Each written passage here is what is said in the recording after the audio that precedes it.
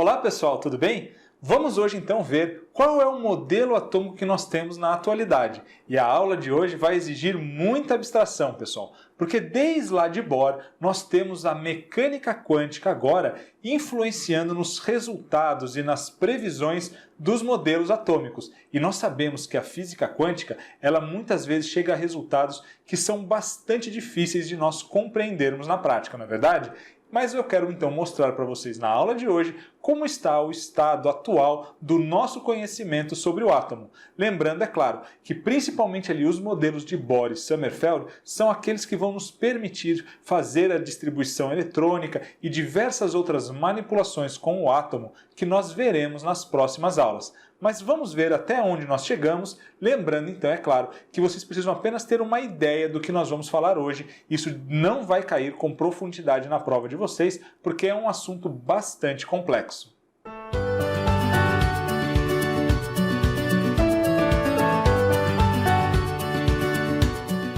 Olha só, pessoal, vamos começar então a ver a dualidade do elétron. O que é que significa isso? Vamos lembrar aqui duas equações que existem para a energia. Uma delas foi proposta por Einstein, que nos diz então que a energia é igual a massa vezes a velocidade da luz ao quadrado. Então esse C aqui representa a velocidade da luz, que nós sabemos que é em torno de 300.000 km por segundo.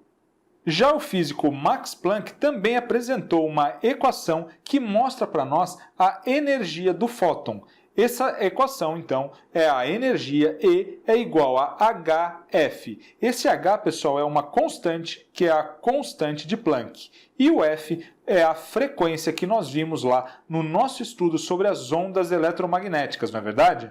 Vamos então, pessoal, fazer uma manipulação aqui nessas duas fórmulas para ver a que conclusões de Broglie chegou. Olha só, eu não tenho a energia aqui nos dois lados, e energia é energia. Então eu posso, pessoal, igualar a energia da equação 1 com a energia da equação 2. O que é que nós vamos ter então? Na equação 1, energia não é massa vezes a velocidade da luz ao quadrado? E na equação 2, a energia, então, é a constante de Planck vezes a frequência da onda. Então, H, que é a constante de Planck, vezes a frequência. Nós vimos lá na nossa aula sobre ondas, nós vimos essa fórmula aqui que nos diz que o comprimento de onda, que é dado pela letrinha lambda, é igual à velocidade da onda dividido pela frequência da onda, não é verdade? Então, olha só, se eu manipular passando a frequência aqui para o outro lado, eu vou chegar à seguinte equação, que a frequência vezes o comprimento de onda é igual a velocidade, e agora eu vou fazer o quê? Eu vou passar, pessoal, o comprimento de onda dividindo. Então, a frequência vai ser igual a velocidade dividida pelo lambda, que é o comprimento de onda. Vamos agora, então, substituir isso aqui que nós vimos na nossa formulazinha. Mas antes, eu quero só lembrar para vocês, então, que como nós estamos trabalhando com ondas, com a energia eletromagnética, essas ondas elas vão ter velocidade igual à velocidade da luz, de 300.000 km por segundo. Então eu posso também substituir aqui a velocidade pela velocidade da luz, que é C sobre lambda agora, tá joia? Eu somente mudei aqui o V pelo C, porque o C é a velocidade com que essas ondas estão se propagando. Então, olha lá, pessoal, vamos substituir aqui no F, vamos substituir aqui C sobre lambda. Então, o que é que nós vamos ter aqui nesse caso? Nós vamos ter que a massa vezes a velocidade da luz ao quadrado é igual a constante de Planck vezes a frequência. Mas a frequência nós calculamos ali, ela é a velocidade da luz dividido pelo comprimento da onda. Agora, pessoal, vamos passar o comprimento de onda lá para o outro lado, tá joia? Então eu vou passar aqui o lambda multiplicando, já que ele está dividindo aqui desse lado, nós vamos passar ele multiplicando do outro lado. Então nós vamos ter aqui o lambda que multiplica o quê? A massa vezes a velocidade da luz ao quadrado, que é igual agora a constante de Planck vezes a velocidade da luz. Eu vou pegar então esse mc², vou passar para o outro lado dividindo. O lambda agora, então, o comprimento de onda será constante de Planck vezes a velocidade da luz, dividido agora por m vezes c ao quadrado. Como eu tenho aqui C multiplicando em cima e embaixo, eu posso simplificar, na verdade. Então eu vou cortar aqui e aqui eu vou cortar o expoente. Com isso, então, nós chegamos aqui ao lambda igual a constante de Planck dividido por massa vezes a velocidade da luz. E o que de Broglie vai fazer? Bom, então se para uma onda eletromagnética eu tenho esse comprimento de onda dado por essa equação, se eu substituir aqui a velocidade da luz de volta pela velocidade agora do elétron, o que é que vai acontecer? Então vamos substituir aqui pela velocidade do elétron. Então esse lambda, o comprimento de onda, vai ser a constante de Planck dividida agora pela massa do elétron vezes a velocidade do elétron. Pessoal, fiquem tranquilos aqui com essas contas, isso aqui não vai aparecer na prova de vocês, tá legal? Eu só queria mostrar para vocês a conclusão a que de Broglie chegou com essa manipulação matemática. Olha lá, ele chegou então ao comprimento de onda do elétron. Veja que coisa surpreendente! O elétron não é uma partícula? Uma partícula pode possuir comprimento de onda? A princípio não é, pessoal? Isso levou então de Broglie a concluir que o elétron ele pode se comportar ora como partícula e ora como onda. Na verdade, outros experimentos que foram sendo feitos comprovaram então essa dualidade do elétron. Ora o elétron se comporta como partícula, ora ele se comporta como onda. Então é claro que o nosso conhecimento sobre a matéria, sobre o átomo, tem que ser reformulado, porque o elétron ele não é exatamente uma partícula, ele é tanto uma partícula como uma onda. E aí então ele chegou à conclusão da dualidade do elétron, da dualidade da matéria. Mas a gente poderia, pessoal, ir ainda mais longe olhando para a primeira formulazinha lá, a fórmula do Einstein. E igual a mc². Perceberam ali que Einstein já estava nos dizendo que a energia é igual ao quê? Massa vezes velocidade da luz ao quadrado. Esse número c ao quadrado, a velocidade da luz ao quadrado, é um número enorme, não é isso? Nós sabemos que a velocidade da luz é 300.000 km por segundo. Então, quando nós elevarmos isso ao quadrado, nós vamos ter realmente um número muito grande. Por isso que uma massa bem pequenininha pode gerar uma quantidade enorme de energia. E esse foi o princípio, então, que levou lá ao nosso conhecimento e à fabricação da bomba atômica. Mas olha só, Einstein já estava nos dizendo, pessoal, que energia é igual a massa. Ou seja, nós podemos já, a partir da equação do Einstein, ver que a matéria, na verdade, ela pode ser vista como massa, como um corpo que possui massa, ou então como uma forma de energia. Elas são intercambiáveis. A matéria se transforma em energia e a energia se transforma em matéria. E agora aqui, com as conclusões de de Broglie, nós temos então a dualidade da matéria vista matematicamente aqui para o elétron. Olha só o que de Broglie vai dizer então sobre suas descobertas. Se algo tão parecido com ondas, como a luz, pode ser considerado como um fluxo de partículas, talvez algo tão parecido com partículas, como um elétron, possa ser considerado como onda. Mas a brincadeira não para por aí, pessoal. Como eu falei para vocês, a mecânica quântica traz para nós resultados que são surpreendentes e muitas vezes difíceis de explicar com a nossa linguagem do dia a dia. O próprio Bohr, uma vez perguntado para ele o que significavam aqueles resultados da mecânica quântica, ele disse: você precisa ler as equações. A mecânica quântica ela só pode ser bem compreendida matematicamente. Então, quando nós tentamos traduzir os resultados para a nossa linguagem comum, nós normalmente caímos em alguns embaraços, na verdade? Mas olha lá, continuando então o nosso desenvolvimento do átomo, surge um novo físico aqui, o Werner Heisenberg, que vai criar o princípio da incerteza. Bom, se o elétron então ele pode ser tanto uma partícula como uma onda, onde é que o elétron está e qual a sua velocidade?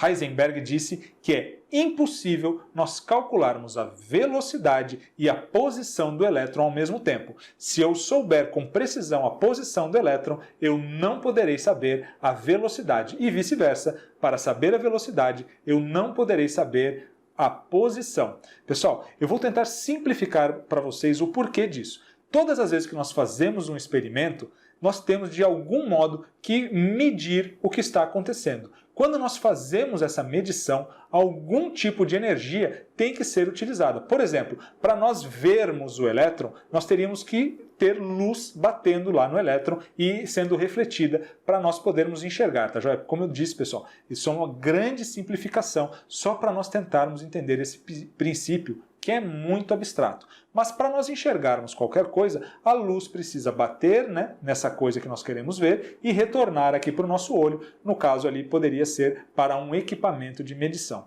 Mas quando a luz bater no elétron e for então refletida, o que vai acontecer com o elétron? O elétron, quando ele recebe energia, ele não salta para camadas mais exteriores, então o elétron vai mudar de posição.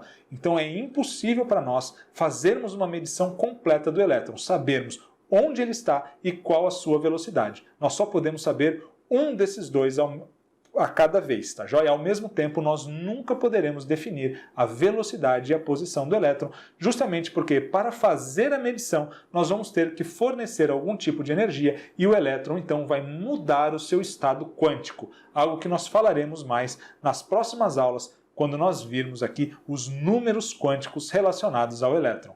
Então fiquem bem tranquilos, pessoal. Eu sei que essa é uma aula bastante abstrata, mas é importante vocês apenas conhecerem o que é o princípio da incerteza. O princípio da incerteza, então, nos garante que é impossível medir ao mesmo tempo a velocidade e a posição do elétron.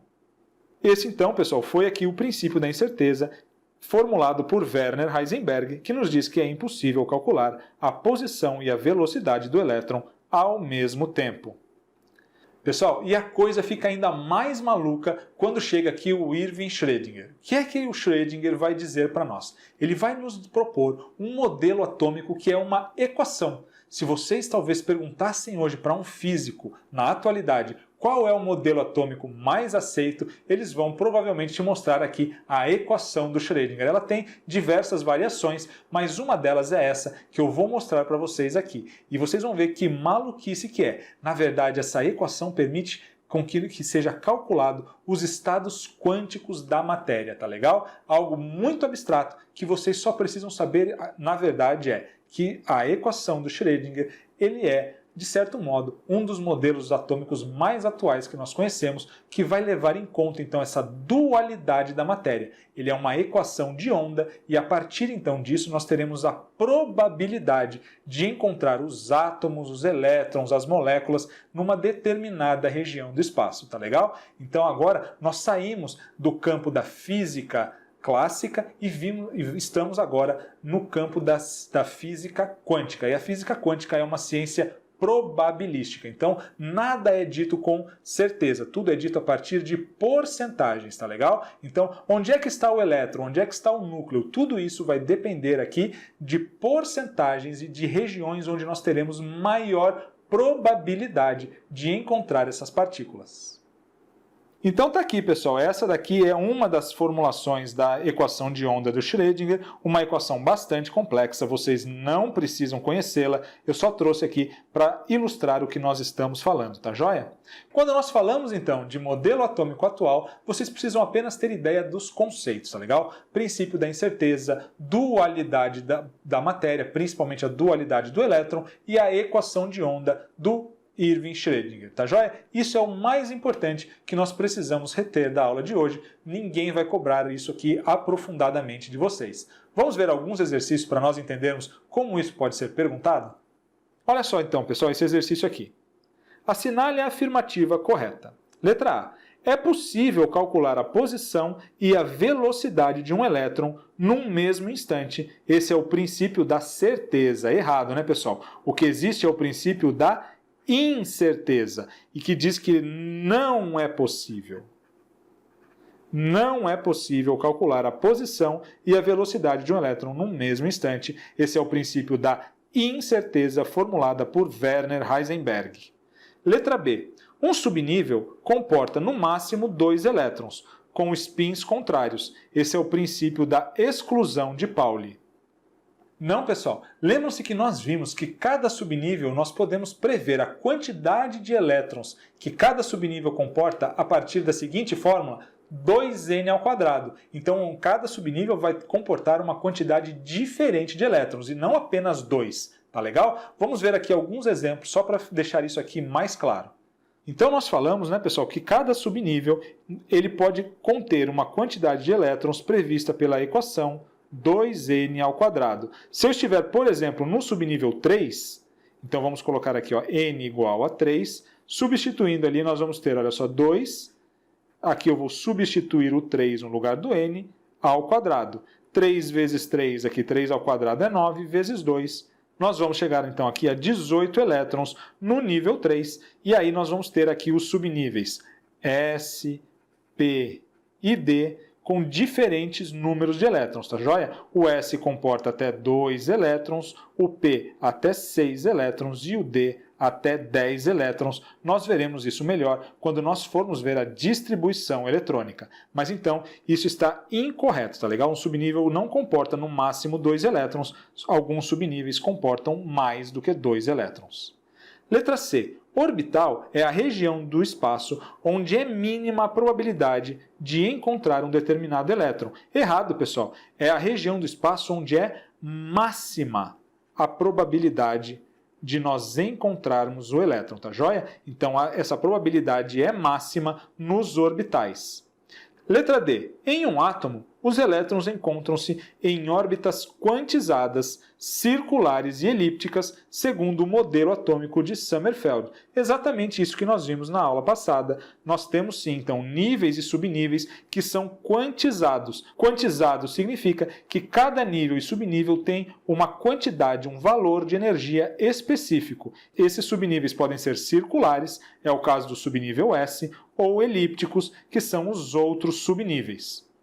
Então, pessoal, o gabarito aqui é a letra D, mas nós temos que lembrar que os avanços da mecânica quântica tornaram obsoleta essa ideia de orbital. Nós continuamos trabalhando com essa ideia de regiões do espaço, onde é máxima a probabilidade de encontrar o elétron, de acordo lá com a equação de onda do Schrödinger, mas não é mais correto falar sobre orbitais nos dias de hoje, embora nós vamos estudar muito sobre isso, porque é uma forma bastante simplificada de nós entendermos essas regiões que são previstas pela equação do Schrödinger, tá legal? Então nós vamos sim falar muito sobre orbitais ainda, mas eu quero que vocês saibam que essa já é uma ideia que não está totalmente correta, ela já foi ultrapassada.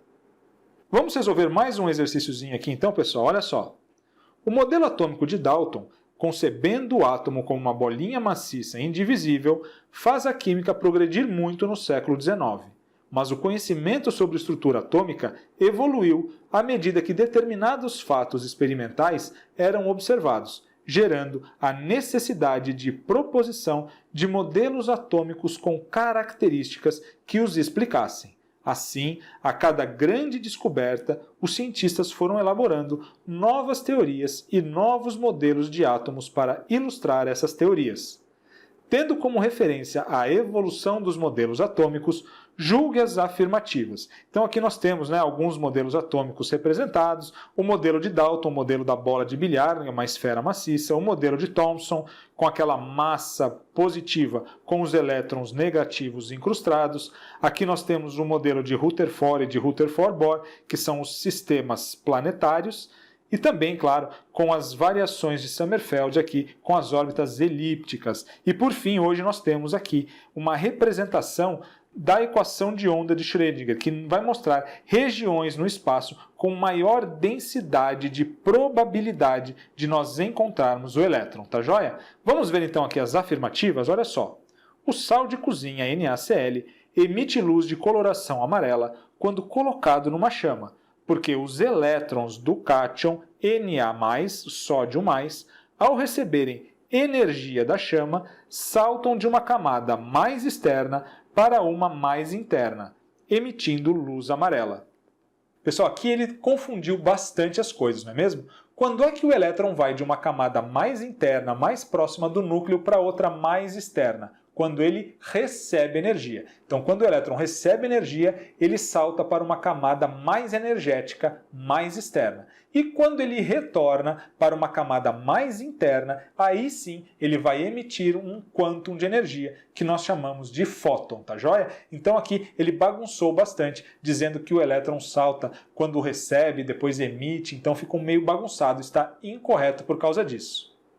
Olha só, ele diz que ao receberem energia, eles saltam de uma camada mais externa para uma mais interna. Errado. Quando ele salta de uma mais externa para uma mais interna, ele apenas emite energia. Ele só recebe quando ele salta de uma mais interna para outra mais externa. Então aqui nós temos falsa a primeira afirmativa. A segunda, então, nos diz que a concepção teórica de uma órbita definida para um elétron é inaceitável depois do conhecimento do princípio de Heisenberg. Verdade, pessoal. Se nós temos o princípio da incerteza, como é que nós vamos colocar, então, que a órbita de um elétron é bem definida? Não, nós não temos como definir essa órbita porque nós não conseguimos medir ao mesmo tempo a velocidade e a posição do elétron.